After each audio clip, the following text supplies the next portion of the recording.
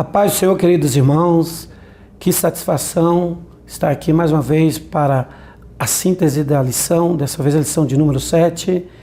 Mais um rápido intervalo e já voltaremos, em nome do Senhor Jesus. Já pensou em uma grua para sua igreja ou produtora e possibilitar imagens aéreas incríveis? A Maxi Grua tem uma linha completa em tamanhos diversos para atender sua necessidade. Gruas em alta tecnologia, a preço de fábrica. Isso mesmo, você compra direto com o fabricante e conta com assistência técnica permanente. Despachamos para todo o Brasil. Acesse o site e confira nossos produtos. maxigrua.com.br. Sua imagem voando alto. Amém. Queridos irmãos, estamos aqui mais uma vez nesse programa maravilhoso, Escola Bíblica, para a ministração da síntese da aula da lição de número 7. Peguei a sua lição em nome do Senhor Jesus, cujo tema é Eu sei em quem tenho crido. Podemos aproveitar então o texto áureo que se conta em 2 Timóteo, capítulo 1, versículo 12. E diz assim: porque eu sei em quem tenho crido, estou certo de que é poderoso para guardar o meu depósito até aquele dia. Vamos à verdade prática também da lição. O crente, assim como o líder, precisa ter convicção de sua chamada e de sua condição de salvo em Jesus Cristo. O objetivo geral é evidenciar que uma das provas de que o líder é chamado por Deus refere-se à sua capacidade de suportar o sofrimento por amor a Cristo. Os objetivos específicos: primeiro é refletir a respeito das orações e ação de graças em favor da liderança. Saber que o líder e o crente necessitam ter convicções fortes em Deus. E o terceiro é compreender que o sofrimento também faz parte da vida cristã. Vamos ao ponto central da lição. O líder precisa ter segurança de sua salvação em Jesus Cristo. Eu vou repetir que esse ponto central ele é muito interessante. O líder precisa ter segurança de sua salvação em Jesus Cristo. Querida igreja, a partir desta lição nós vamos começar então o estudo da segunda epístola do apóstolo Paulo ao jovem Timóteo. Sem dúvida nenhuma, essa é uma das cartas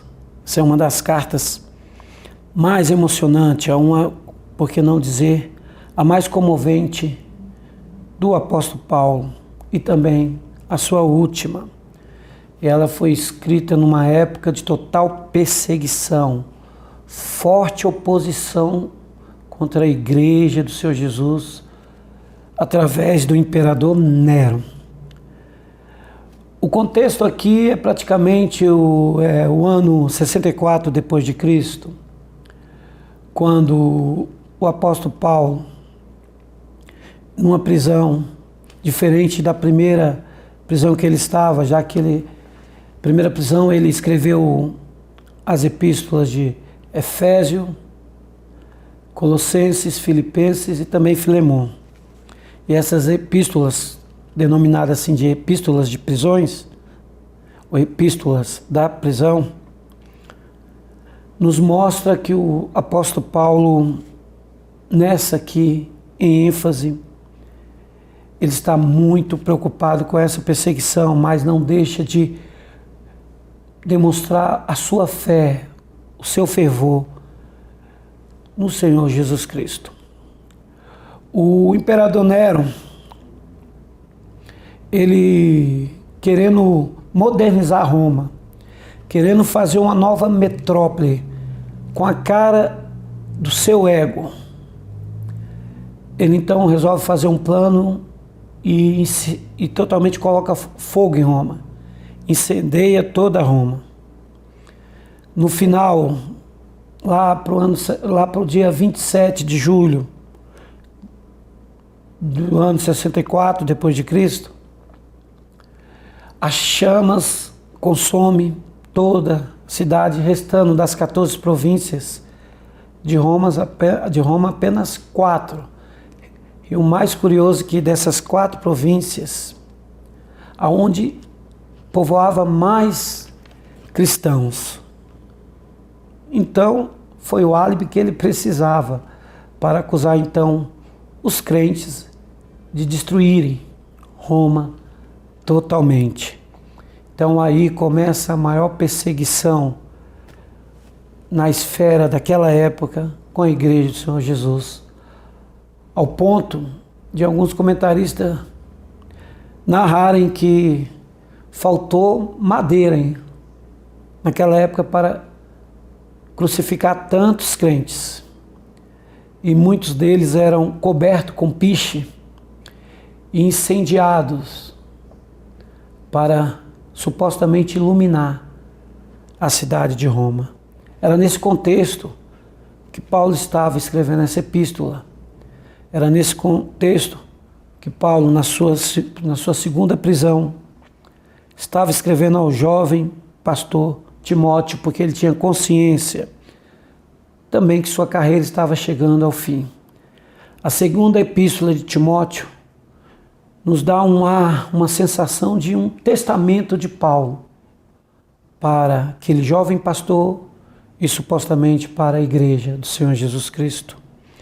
Paulo se despede de Timóteo e o encoraja a prosseguir firme na fé que uma vez foi dada aos santos. Amém? Vamos então aí para o primeiro tópico que nos diz sobre orações e ação de graça. Está no primeiro capítulo da epístola, do versículo 3 ao 5, você na sala pode ler, para dar uma compreensão melhor desse subtópico aqui, ao amado filho Timóteo. Versículo 2 diz assim: a Timóteo, meu amado filho, graça, misericórdia e paz da parte de Deus Pai e da de Cristo Jesus, nosso Senhor. Paulo inicia essa segunda epístola chamando o jovem pastor de amado filho.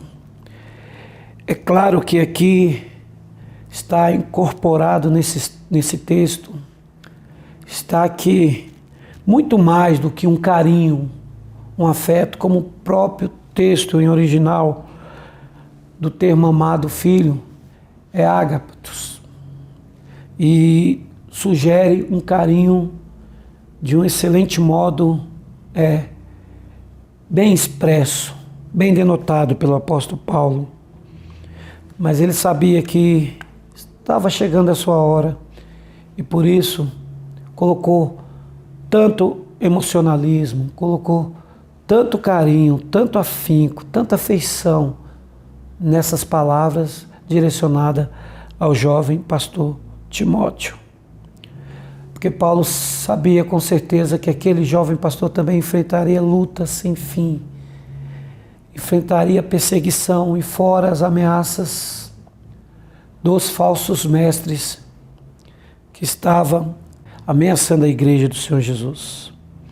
E a pergunta que nós fazemos para nós, para toda a igreja: será que nesses últimos dias da igreja na face da terra, estamos orando e dedicando carinho para aquelas pessoas que estão na frente da obra, para aquelas pessoas de alguma forma que estão abraçando a fé evangélica? Nós precisamos sempre estarmos orando pelos nossos irmãos que estão na frente da batalha, na obra do Senhor. Amém? Vamos ao segundo subtópico, a sensibilidade de Paulo. Paulo coloca uma carga expressiva de sentimento, como eu falei, de total carinho em sua epístola, nesse primeiro capítulo, já que ele vai lembrar ao jovem pastor Timóteo que ele estava sim cumprindo a sua missão, que estava chegando ao fim, mas que a vontade dele era pessoalmente rever Timóteo, já que a última despedida tivesse sido com lágrimas. Paulo agora quer rever um amigo, abraçar mais uma vez, falar as últimas palavras pessoalmente, porque Paulo valorizava os relacionamentos. Ele valorizava com certeza a sua condição de professor, de educador cristão, de alguém que era bênção para o ministério de outros obreiros. Que possamos aprender essa lição com a sensibilidade de Paulo. Estava ansioso para encontrar Timóteo novamente, também sabendo que a sua sentença, que correria com certeza depois do inverno, já estava pronta para ser executada. Quanto mais esperança ele tivesse de reencontrar Timóteo, com certeza mais o seu coração seria consolado. Amém? O terceiro subtópico é a fé de Timóteo. Versículo 5, eu gostaria de ler, que diz assim: trazendo à memória a fé não fingida que há em ti, a qual habitou primeiro em tua avó Lóide e em tua mãe Eunice, e estou certo de que também habita em ti. Você vê que a fé que Timóteo tinha chegou a impressionar Paulo, ao ponto dele colocar em ênfase 3 gerações de uma família, começando com a avó de Timóteo, Lóide, passando por sua mãe Eunice e chegando até Timóteo. Paulo valoriza aqui a criação que Timóteo teve dos princípios de Deus, já que o nome do pai de Timóteo, ele era grego, a única coisa que sabemos, não é mencionado. Podemos entender com isso que Paulo acompanhou bem, esteve muito perto de Timóteo várias vezes, e poderia sim colocar destacado essa fé não fingida daquele jovem, uma fé que é exemplo para outros fiéis. Quem sabe Paulo aqui também estava encorajando Timóteo para continuar nessa fé, porque a luta seria acirrada e Timóteo precisaria conservar essa fé verdadeira, essa fé genuína, o que Timóteo aprendeu da sua avó e da sua mãe, que ele agora estava vivendo, com certeza. Paulo queria que ele cada dia fortalecesse para passar às outras gerações de crentes. Amém? Então vamos lá, a síntese do tópico primeiro, que é: Paulo ora e agradece a Deus pela vida de Timóteo, seu filho na fé. Que possamos orar e agradecer a Deus pelos obreiros, por todos aqueles que de uma maneira ou outra estão na obra do Senhor, os soldados de Cristo. Amém? Vamos lá então ao segundo tópico, queridos irmãos. A convicção em Deus está no versículo 6 até o 14, e o subtópico é dons espirituais, especificamente no versículo 6 aí. Por este motivo, te lembro que despeste o dom de Deus que existe em ti pela imposição das minhas mãos.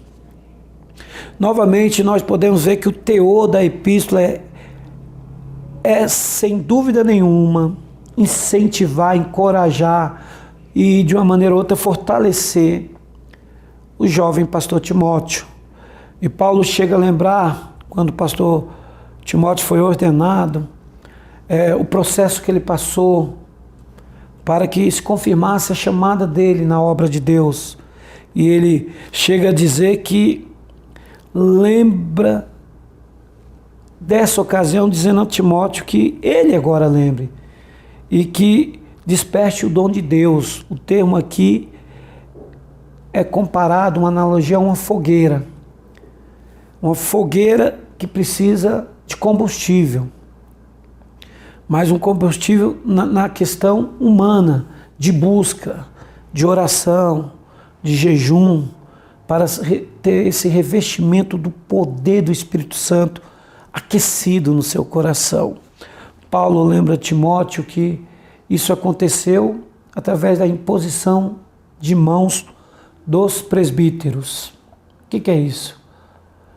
Paulo está aqui lembrando a Timóteo que ele está respaldadamente, biblicamente, certo, correto com relação à sua chamada.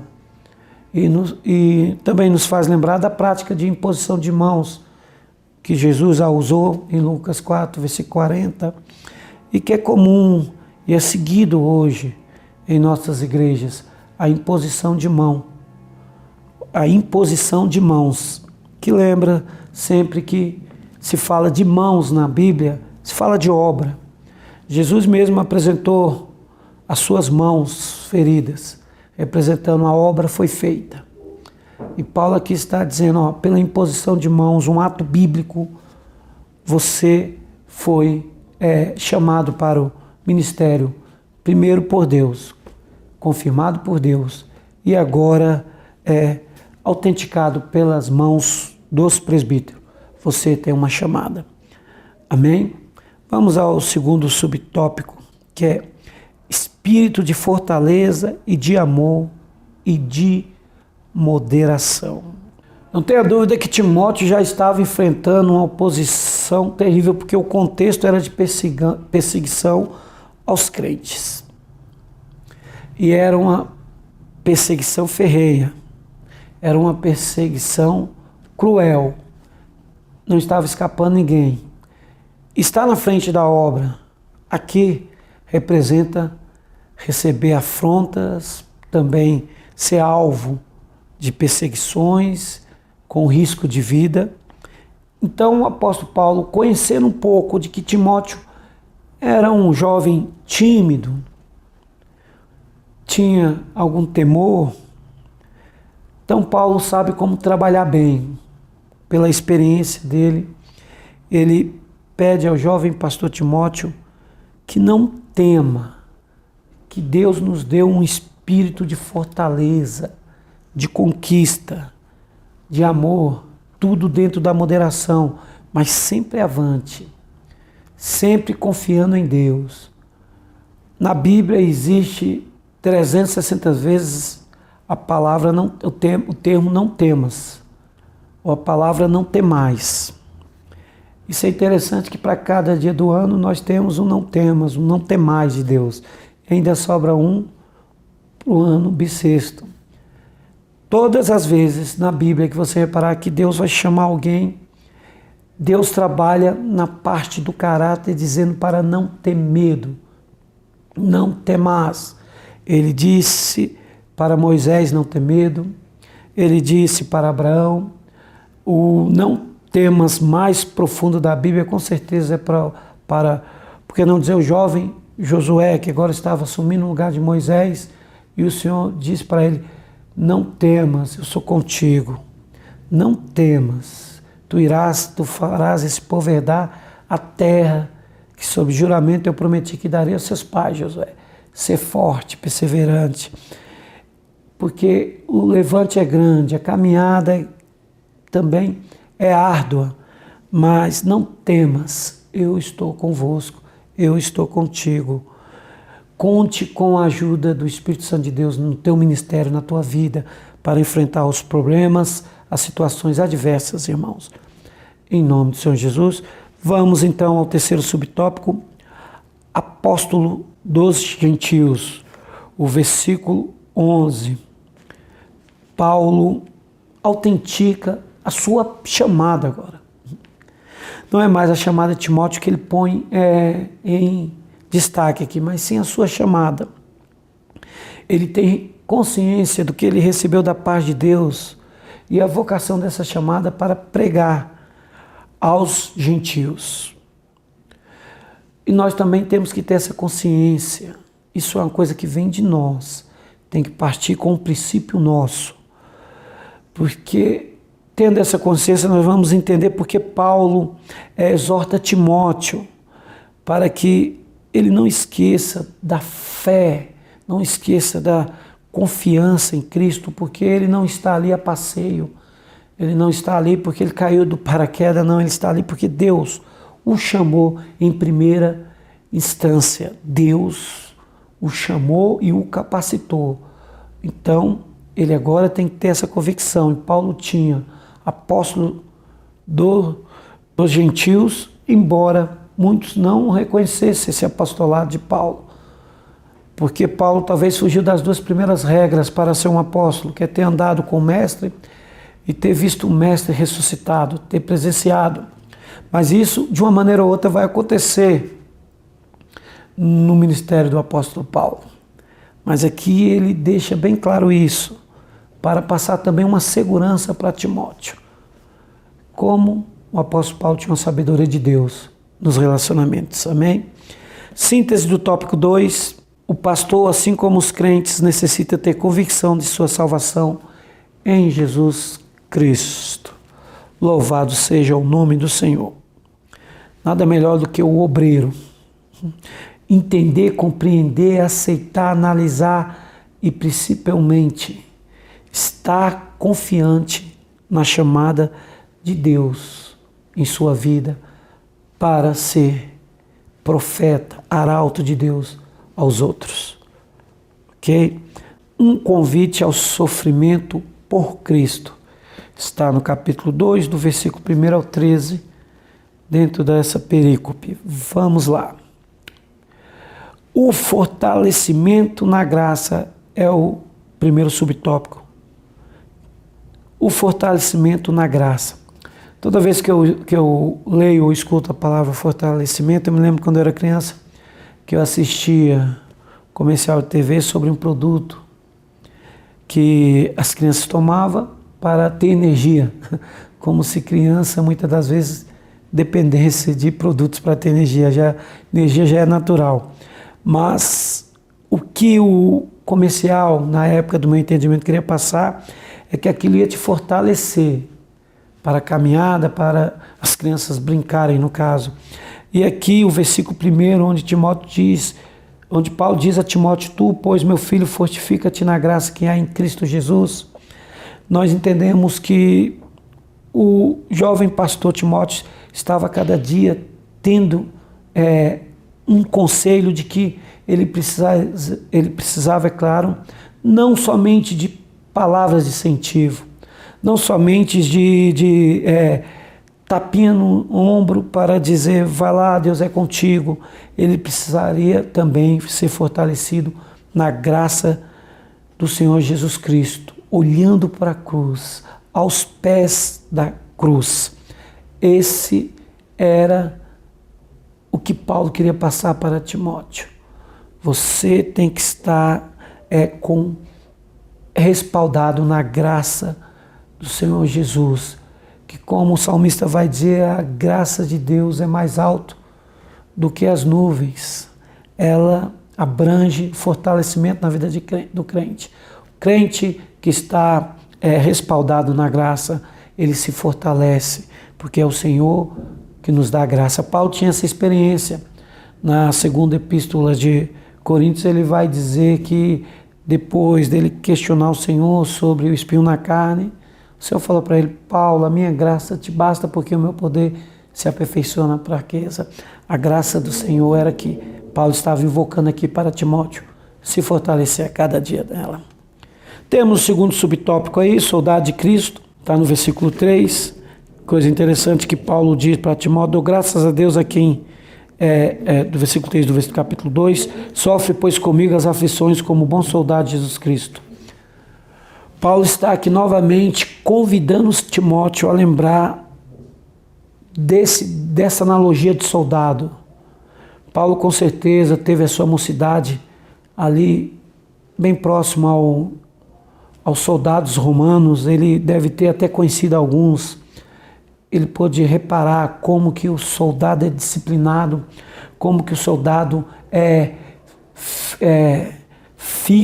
estava contente por servir a Roma, ter alguém para lutar por uma causa. Então ele aqui invoca a a figura do soldado de Cristo, dizendo a Timóteo para sofrer com ele as aflições como soldado de Cristo, porque o soldado de Cristo, ele come o que lhe derem para comer, ele dorme aonde mandarem ele dormir por uma causa justa do seu estado. Assim somos nós crentes.